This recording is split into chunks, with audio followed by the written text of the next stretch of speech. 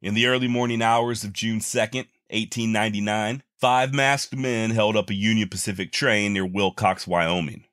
In what would become one of the more famous robberies of the Old West, the bandits used dynamite to blast their way into a mail car, and after another detonation took care of the safe, they would ride away with an estimated $50,000, nearly $2 million in today's money. And if this sounds familiar, well, maybe you've seen a little film called Butch Cassidy and the Sundance Kid, starring Paul Newman and Robert Redford. Contrary to what's portrayed in the movie, there's a very good chance that Butch Cassidy himself had nothing to do with this particular holdup. Be that as it may, it's next to certain that those who did were members of his gang, the Wild Bunch. Harry Longabaugh, aka the Sundance Kid, was likely one of the masked men. So was the deadly Harvey Logan and his brother Lonnie, the Tall Texan Ben Kilpatrick, and last, but certainly not least, was a land pirate by the name of George Flatnose Curry. As per the gang's MO, they utilized horse relays set up along their escape route, and upon divvying up the loot, they broke up into smaller bunches, careful to watch their tail as they disappeared into the backcountry. Sadly, a sheriff out of Converse County would lose his life when he and his posse got a little too close to the desperados near a place that I'm sure you've heard of, a location even more famous than the Wild Bunch, in name at least. Teapot Dome. Of course, that scandal hadn't occurred just yet, and at the time the Dome, or Teapot Rock, was just a craggy landmark in present-day Natrona County, Wyoming, which just so happens to border Johnson County.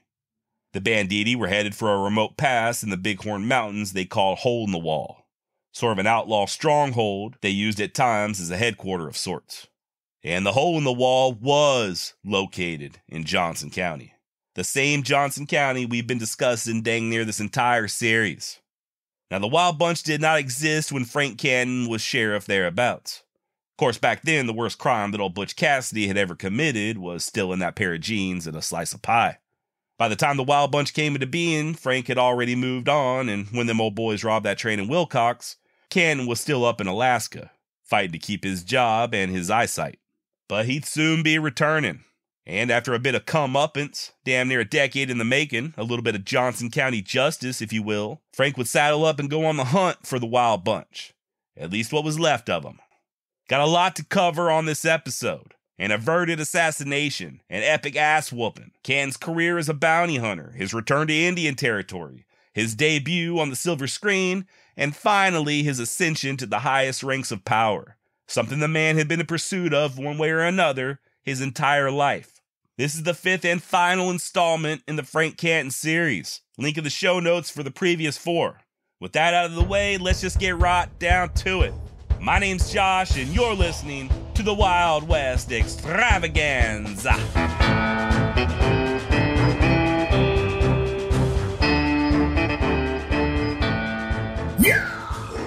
By the time Frank Canton made his somewhat disgraced journey home from Alaska, it had been over 2 years since he had seen his wife and daughter. He'd travel via train all the way to Sheridan, Wyoming, where he'd then switch to a stagecoach for the last leg of his journey, some 40 miles south to Buffalo, for what I'm sure he envisioned would be an emotional reunion. Imagine his surprise when, stepping off the train in Sheridan, he spied his wife. She was expecting him, but so was everybody else, even those who wished to do Frank harm. Annie had heard the rumors and came to warn her beloved that trouble was waiting down the line, namely in the form of the vengeful 12-year-old Martin Tisdale. As such, Canton took precautions.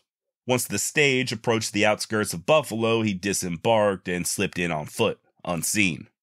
Turns out young Martin was employed on a horse ranch by a couple of Canton's old enemies, Tom Gardner and Lou Webb. And for as long as the kid could remember, this pair reminded him damn near on a daily basis that Frank Canton was the one who murdered his daddy. And when word drifted down that Frank was returning to Buffalo, it was Gardner and Webb who gave Martin that revolver and instructed him that the time for retribution had arrived. Luckily, Canton was able to avoid gunplay on this particular occasion, likely saving a 12-year-old's life in the process. As such, Martin would live another 53 years, passing away in 1952 at the age of 65. And with one hell of a story. So disaster averted, right? Well, unfortunately, Frank wasn't able to stay out of trouble for long. The citizens of Johnson County still hated the man. He was effectively surrounded by enemies, and it was only a matter of time before somebody made a move. A tense situation exasperated by Frank taking to the bottle.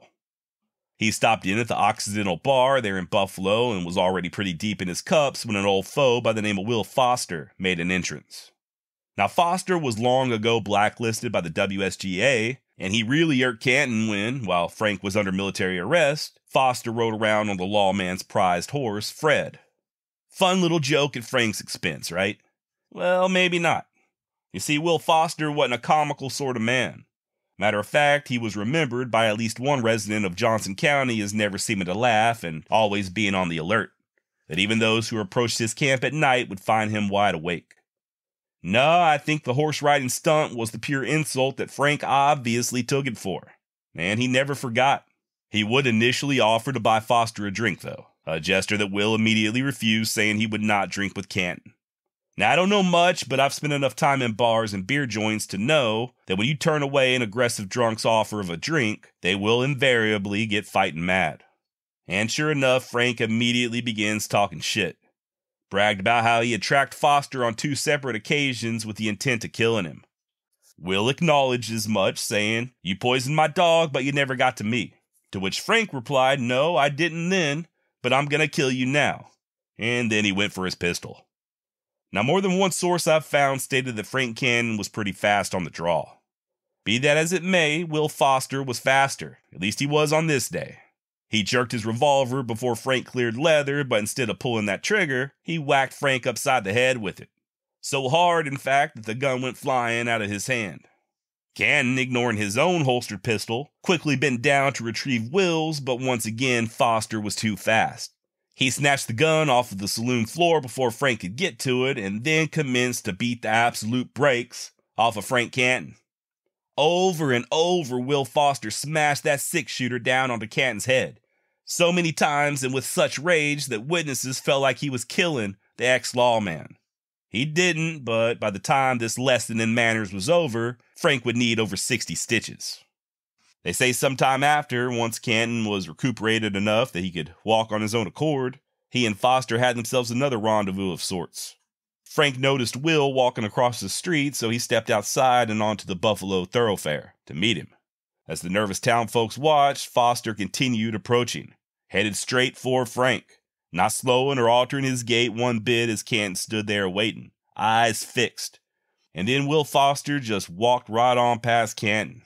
The two men were within touching distance, but Foster didn't so much as turn his head, alter his pace, nothing. It was as if Frank did not exist. Canton stood there a bit dumbfounded, watching Foster walk away before returning back inside, and that was that.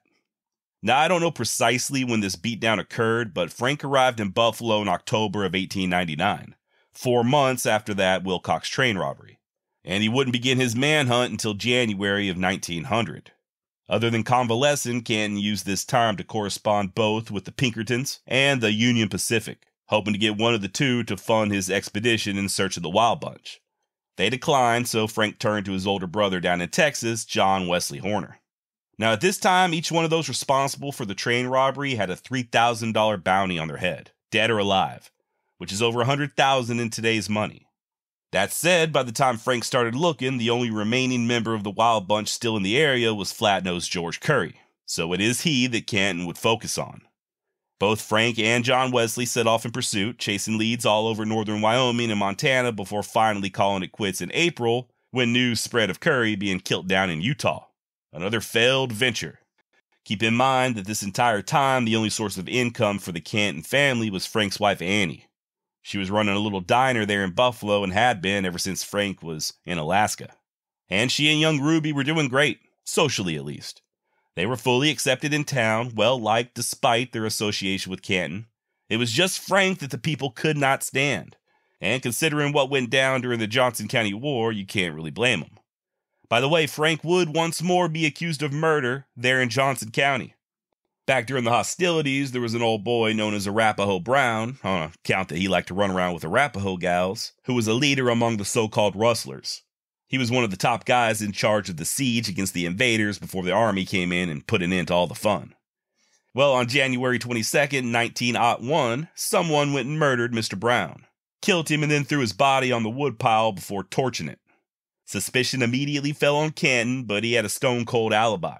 Not only was he not in Wyoming on that date, but Arapahoe's killers were ultimately apprehended and, following a confession, sentenced to life in prison. So where was Frank in late January of '01? Hunting vampires, that's where. He was killing vampires when and where he could find them. Little vampires, big vampires, blind vampires, albino vampires. Frank didn't give a fuck. If you were a vampire, he would find you and he would kill you. No. Sorry, another inside joke from the first couple installments in this series.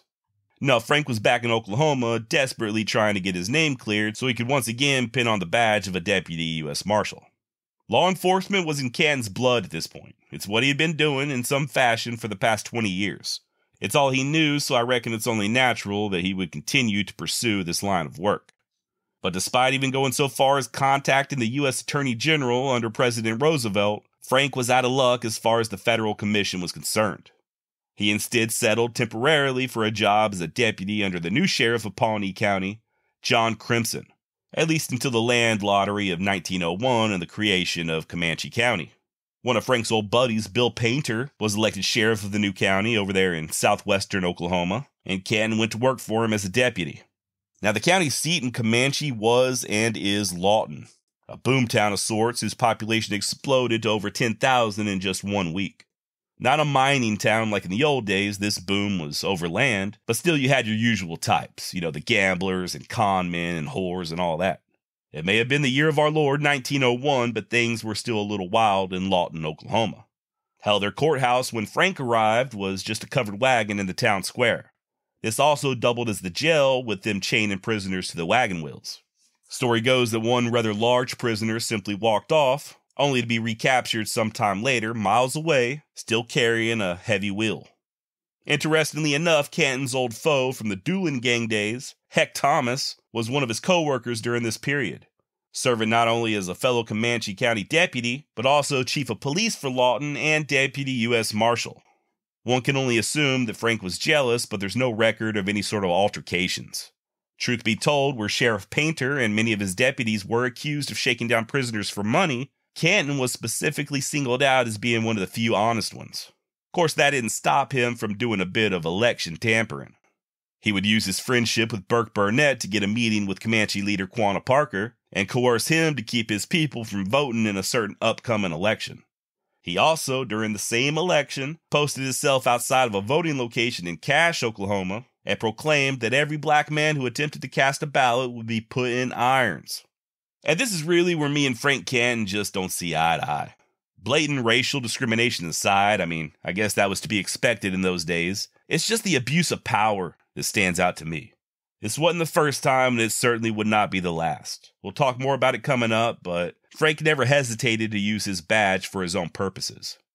In June of 1903, Frank would be hired as a stock inspector for the Cattle Raisers Association of Texas, thanks in large part to the aforementioned old friend Burke Burnett. His AO would be the Osage Nation, meaning he'd be working back in the Pawnee area. And the work he was doing was a lot like what he did as an inspector back in Wyoming. His job was to investigate, apprehend, and help convict cattle thieves. And that's exactly what he did. Members of the Texas Cattle Raisers Association have reason to feel proud of Frank Canton, wrote the Pawnee Times-Democrat after Frank broke up a cattle theft ring led by outlaw Tom Jordan. Success notwithstanding, Frank still had his mind set on a federal job. He cozied up to the new Oklahoma governor, former Rough Rider Frank France, say that 3 times fast, and even had Burke Burnett put the worm in Teddy Roosevelt's ear as far as him getting a commission. Hell, Canton was even able to get the attorney that previously helped prosecute him, T.A. Taylor, to say that he harbored no ill will and that Canton may have quote-unquote reformed. In the end, Oklahoma Marshal Jack Abernathy would swear Frank in as a deputy U.S. Marshal once more in late 1906, a position that some think was granted for the sole purpose of having Canton track down the assassin Jim Miller, also known as Deacon Jim Miller. This would not happen as word quickly came down from the Attorney General's office all the way in D.C. that no, Frank Canton could not be a dadgum federal deputy, and that was that. The end. Stop asking. Still, though, Frank did not allow himself to get too discouraged, and once more politics would play a large role in his life, this time in a positive manner. Oklahoma would officially join the Union in 1907, becoming the 46th state, and this meant there would be an elected governor as opposed to the one presidentially appointed. One of the men running was Democrat Charles N. Haskell, and as fate would have it, Haskell's campaign manager was the son of the feller that Frank worked for back when he was an unofficial orderly for the Army in 1865.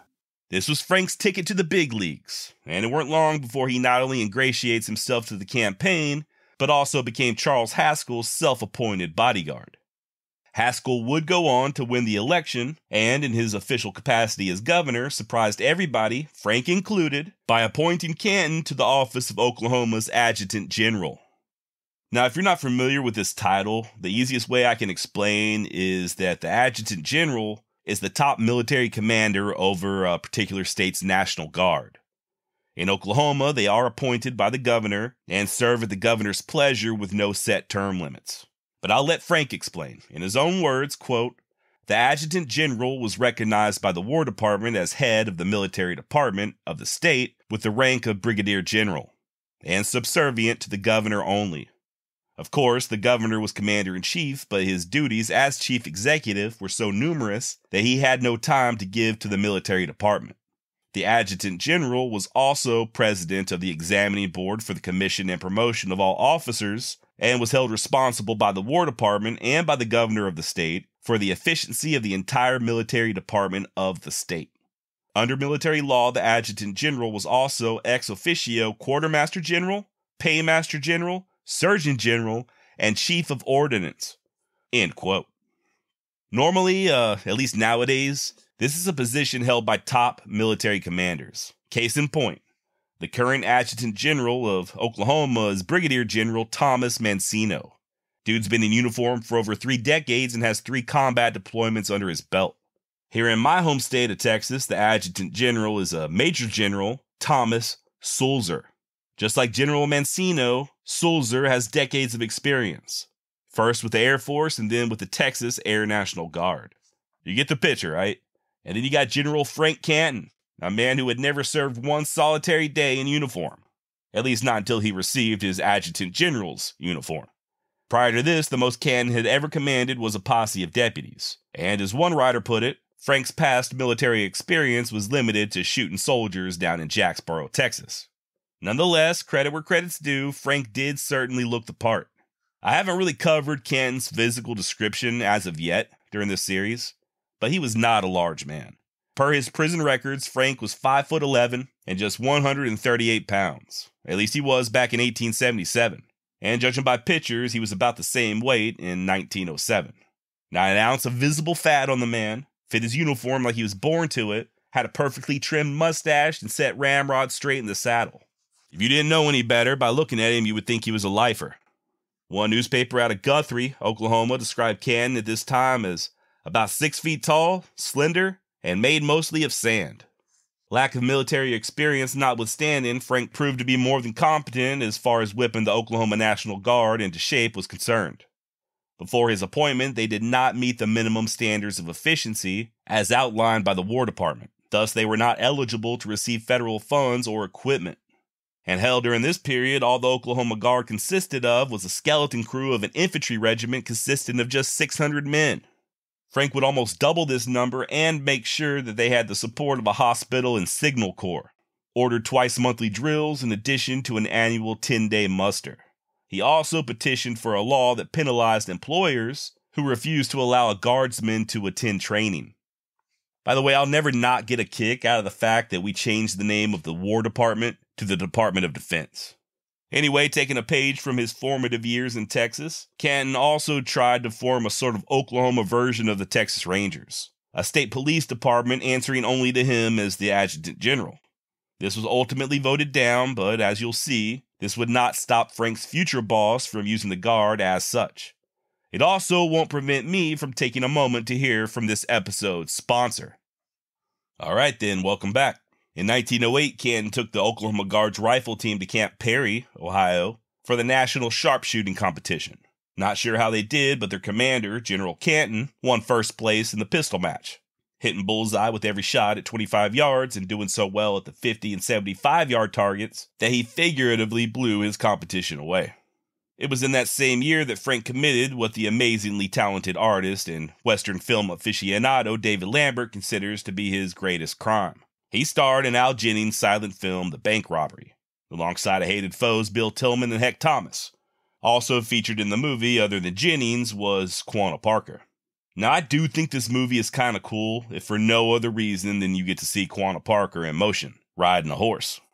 Horrible quality, of course. I mean, shit, it's from 1908, but it is on YouTube if you're interested. Link down in the show notes. I think Quanah comes in at the 21-minute mark. The following year, Frank got the chance to test the guards' mettle in a real-world conflict when they were called to put an end to the Crazy Snake Rebellion, aka the Smoked Meat Rebellion, which sounds delicious. Not really going to go into this particular fracas here on this episode, as I do plan on covering it in more detail in the future. But sure enough, the Oklahoma Guard was sent in, initially without Canton say-so, a sore spot we'll touch on in just a moment, and they did restore order. So far so good, right? Frank Canton finally had a position of high authority, a fancy title, and he seemed to be thriving in the position. Unfortunately, he still enjoyed a drink on occasion, and you know how Frank got when he took to the bottle. One spree in particular damn near cost the man his job. Okay, so the Oklahoma Guard had themselves a band, and oftentimes they would play for various functions, many of them non-military in fashion, and oftentimes in uniform. Nobody minded, as this not only gave them a little bit of free PR, but also a chance to earn some money on the side. Cool. But when the band performed at an event for one of Canton's political enemies, Oklahoma Republican Bird McGuire, Frank, more than a little under the influence, decided that he would no longer allow his musicians to play for political functions. The band leader ignored this order, and they went ahead and performed anyway, just out of uniform and on borrowed instruments. Governor Haskell, Frank's boss, became aware of this drama, and once again going over Canton's head, sent word to Congressman McGuire saying that he was happy to have the band play, and furthermore, they should do so in uniform. And once Frank Canton got wind of this, he flew into a drunken rage, storming into the Royal Hotel where Governor Haskell was staying and confronting the man publicly. "You cannot countermand my orders, and by God, sir, if you do, you will pay for it," Frank hollered before he, per an eyewitness, quote, proceeded to tell Haskell some truths that his ear had long deserved. Told them, too, in language much more forcible than eloquent, end quote. And if that's not enough, as the owner of the hotel and a few bystanders rushed in to separate the two guys, one of them pulled a loaded revolver out of Frank's pocket. Not a big deal, as he usually went armed, but the rumor mill picked up on this, and word soon spread that not only did Canton drunkenly threaten the governor, but he also pulled a gun on him. Which he didn't, but you know how gossip be. Believe it or not, by the time the two would meet again, later on the following day, their tempers had cooled and they kissed and made up. Frank would put in a letter of resignation expecting to be fired, but the governor did not accept it. His term as Oklahoma's commander-in-chief was soon coming to an end, and he wasn't planning on running for re-election. So he figured he'd go ahead and let Frank serve out the remainder of his time as adjutant general, thinking that with the new governor would come a replacement for Canton as well. This would not be the case. There was a new governor, Lee Cruz, but when he took office in January of 1911, he chose to keep Frank on. And boy, oh boy, what a team they made. The sanctimonious Kentucky-born Cruz, an attorney and banker before getting involved in politics, was a very strong proponent of both blue laws and prohibition. Blue laws, by the way, are laws banning or restricting certain activities on specified days, usually Sundays here in the United States. They still exist, just to a much smaller scale. Take present-day Oklahoma, for example, where car dealerships are closed on Sundays, because you oughtn't be out there buying a car on the Lord's Day. That's a blue law. You also can't buy liquor on Sundays. That's another blue law. I guess it's okay to get drunker than Cooter Brown the other 6 days of the week, but you better either stock up on the night before or go sober come church time. And if I'm not mistaken, there are still states to this very day that have blue laws against hunting and fishing on the Sabbath. You know, I don't talk much about my own personal politics on this podcast. Truth is, I don't align with any political party. My own personal philosophy can best be summed up with the phrase, I just want to be left alone. I know laws are important and you must have rules in a civilized society. I'm all for it. But I also believe in a truly free society, I should be allowed to do whatever I want so long as I'm not hurting somebody else. And yeah, that includes buying a car, getting drunk, or shooting a whitetail on a Sunday. Not Governor Cruz, though. I'm going to go out on a limb and say that he for sure would not be a fan of the Wild West extravaganza. What's more, he would use Frank Canton and the state guard to enforce and maintain these self-righteous statutes. No drinking, no gambling, no horse racing, no prize fighting, and by God, no breaking of the Sabbath. All this was to be strictly adhered to under Cruz, and when he barked, Canton and the Oklahoma Guard would bite. Like on the 4 separate occasions when Frank and his troops were called in to stop prize fights. Hell, they even put a stop to a damn roping competition in October of 1914. Pretty much anything that was fun was a big no-no. So much so that shots were even fired that same year when the citizens of Tulsa, Oklahoma, attempted to sinfully engage in some unsanctioned horse racing. General Canton and the guard arrived locked and loaded, but one of the race promoters obtained an order issued by an Oklahoma Superior Court judge giving permission for the race to continue. Canton outright ignored this, stating that he pays no attention to such orders and answers only to Governor Cruz. And despite Canton's men clearing the stands of spectators, the promoters still went ahead with the race, or at least they tried to. When the first horses broke out of the gates, Frank had the guard fire a volley over the heads of the jockeys, threatening that if anybody else came out, he would order his men to shoot to kill. Listen, God doesn't want you to gamble on horses, alright? It's bad for you. So's drinking. Also, bass fishing on Sundays is completely out of the question. Look, man, we're just trying to protect you from yourself. And if we've got to fucking murder some of you motherfuckers to save you from eternal damnation, well, so be it. For what it's worth, Governor Cruz would narrowly avoid impeachment and not seek a second term. His replacement, the much more laid-back Governor Robert Lee Williams, would also keep Frank on as an adjutant general.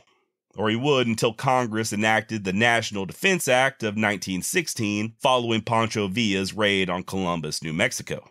This bill gave greater federal control over National Guard units, and Canton, being a bit of an anachronism at this point with zero regular Army experience, no longer fit the bill as commander.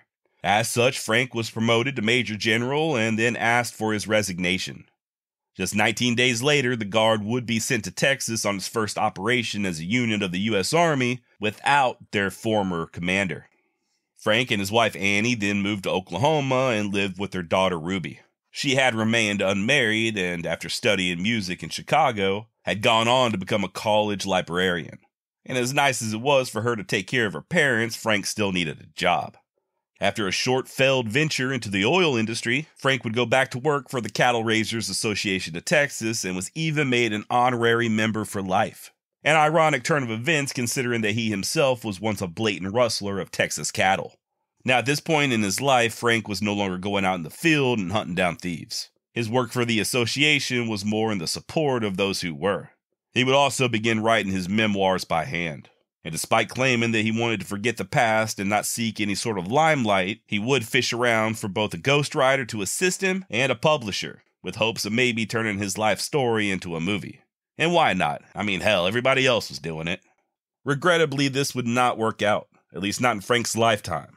By 1925, he began deteriorating rather quickly. He was nearly deaf and blind and had already been forced to retire from the Cattle Raisers Association.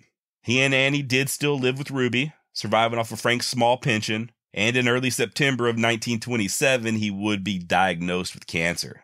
Of what type, I don't know. The family would quietly celebrate Frank's 78th birthday on September 15th, and then just 12 days later, on the 27th, he would pass away. Canton's body was taken to Oklahoma City, where he laid in state, before being buried with full Masonic and military rites. 21-gun salute and all. Per one newspaper editor, quote, "The man who died at Edmond Tuesday was literally born to the role he filled with such success. Canton knew exactly what to do and exactly how to do it. He thought straight, he saw straight, and hence he was able to shoot straight. He was able to think straight because he knew nothing of the distracting influences of fear. Probably he died without ever knowing what fear really was. His nerves were as quiet as the finest tempered steel, and for that reason he could think of nothing but his target, see it clearly, and shoot directly into its heart. The states that spread their acres from the Mississippi out towards the sunset owe a mighty debt to Frank Canton and his kind." End quote. A beautiful eulogy, without a doubt. And I tend to agree that Frank rarely knew the meaning of the word fear. However, not everybody remembered him so fondly. Frank's memoirs would eventually get printed, Sadly, a year after Frank's death, his daughter Ruby would also pass at just 42 years of age, leaving poor Annie alone. To busy herself and I'm sure keep her mind off of her grief, she labored over Frank's manuscripts, eventually getting it published in 1930 under the title of Frontier Trails, the autobiography of Frank Canton. At the time, there was no mention of Frank's outlaw past nor any indication that his true name was Joe Horner. Even now, this is only mentioned in the foreword. And yeah, I will leave a link in the show notes in case you'd like to check it out. Per author Frank D'Arment, one such copy ended up in the public library up there in Buffalo, Wyoming, where Frank wasn't so warmly remembered. D'Arment writes, quote, "A reader inserted his own critique and penciled marginal notes in the volume. Passages are underlined with terse comments. Not true, lies, false. In block capital letters is the accusation. Liar, thief, and murderer." Canton had closed his chapter on the Johnson County cattle war by commenting that he was broken financially by the affair. The anonymous critic responded, "Too bad he didn't hang." A terse summation is made on the end sheet. "This book is a pack of lies. I hope very few people ever read it. I'm sorry I did." End quote. And there you go, man. That's Frank Canton in a nutshell. In a lot of ways, the very manifestation of the Old West itself. One big, complicated, messy legend. And since I'm already quoting from Frank D'Arment, and since he's a much more eloquent man than I, let's go ahead and close this out with the author's final paragraph in the book Alias Frank Canton. D'Arment writes, "And so, in memory as in life, Joe Horner, alias Frank Canton, a hard man in a hard time, remains one of the most controversial figures of the turbulent frontier era. Like the milieu that produced him, his life was complex, often contradictory, but forever fascinating." End damn quote, and I 100% agree. Frank was tough and he was fearless. The man could shoot straight, endure harsh conditions, and was doggedly determined on the trail. And he stood up for what he believed in. Unfortunately, what he believed in often put him on the wrong side of history, and he had no qualms in abusing his authority. Frank was a criminal as a younger man. This is an irrefutable fact. He was a thief. He stole cows and horses all over North Texas. He helped rob a bank, and he held up a stagecoach. All this with the business end of a loaded gun. He escaped from jail many a time, only to then turn around and relentlessly pursue others, sometimes lethally, who were guilty of far less severe crimes than he. And had the invasion of Johnson County been successful, there's no telling how many others would have died. That said, I don't think Canton was evil. I think he, like all the other so-called heroes of the Old West, was just a flawed, complicated human being. People who knew him in his latter years viewed Frank as the old guard. Just one of them unshakable, infallible, brave men of integrity. But those who knew him during the Johnson County War considered him a rank murderer, an assassin. We still don't know if it was he who killed Tisdale and Orly Jones. And viewed through a modern lens, I'm sure many revisionists would probably try to sum up Frank's life as that of just an oppressive racist. Yet at the same time, he was a devoted family man. Despite his job often causing him to spend long stretches of time away from his loved ones, I found no indication that Frank ran around on Annie or in any way neglected his daughter Ruby.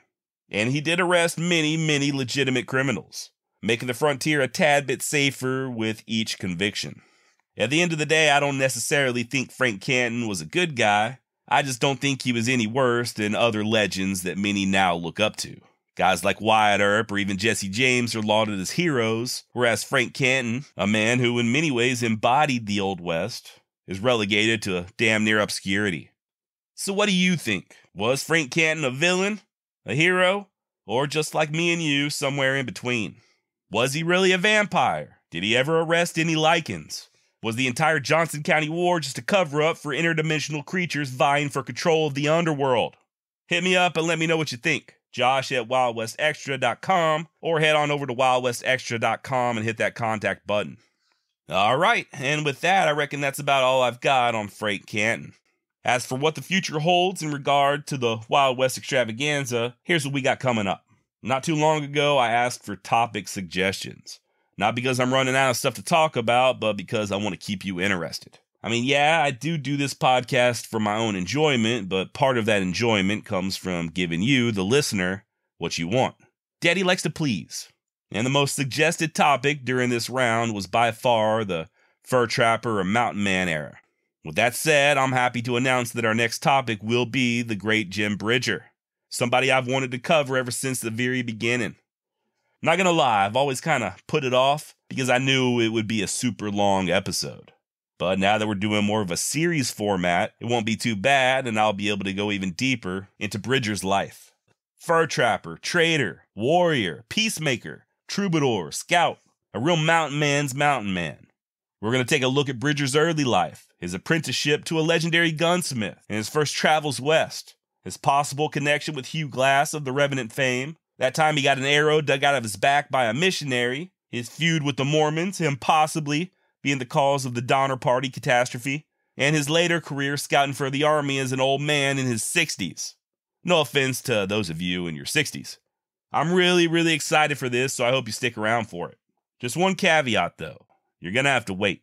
I enjoyed releasing this Frank Canton series like I did, one episode every week, and that will continue with Jim Bridger. But partly because I don't do enough for my patrons, I also want the entire thing available for them to binge all at once or at their leisure as soon as it's available. And this will be the precedent going forward. So I need to finish the research and writing aspect, record it, edit the entire series, so that I can then release it in its entirety on Patreon, ad-free. At that point, I will also begin releasing it here to the general public on a weekly basis. I don't have a hard date set in stone yet, but I'm tentatively looking at maybe February 4th. Not going to just leave you high and dry, though. Got a couple of shorter episodes coming up, one of which will be a collaboration with the aforementioned artist, David Lambert. Interestingly enough, both of these shorter episodes will involve the late, great Wyatt Earp. Matter of fact, there might actually even be a third little Wyatt-adjacent episode. Got a lot of ideas rattling around in this feeble little head of mine. You will hear from me once more before we ring in the new year, probably next Wednesday. And in January, I'm hoping to have a few guests drop by. And who knows, maybe I'll toss in a few re-recordings. Holy shit, am I about to be a busy beaver. It's got that weird feeling in my gut that you get when you're not really sure you can deliver. But I will endeavor to persevere. Once more, I would like to mention the two books I leaned on as my main sources of info during this series. Alias Frank Canton by Robert K. D'Arment, and The Johnson County War by Bill O'Neill. As always, there's only so much I can cover, even with the series, so I would recommend getting both of these books if you're interested in a deep dive into Frank Canton and or the Johnson County War. Also, my apologies, but I did try to focus mostly on Canton during this series. In all fairness, the Johnson County War itself could have taken up to 4 or 5 episodes all on its own. A lot of stuff I didn't cover, and a lot of it is extremely interesting. I'll actually be sending out a new edition of the Wild West Extravaganza newsletter soon, highlighting a certain player in the Johnson County War that we didn't even touch on in this series. You can get that newsletter 100% free, by the way, by going to wildwestjosh.substack.com or clicking on the link in the show notes. All right, thank you so much for listening. Big shout out to everybody on Patreon. Huge thanks to those of you who help support the Wild West Extravaganza via Buy Me a Coffee. And a big thank you to Michael over at Texas History Lessons for just putting out good work and continuing to be an inspiration. Till next time, try not to tamper in any elections or pass any blue laws. And if you absolutely must get drunk, buy a car, and yell at the governor on a Sunday, take the damn bullets out of your gun first. Adios.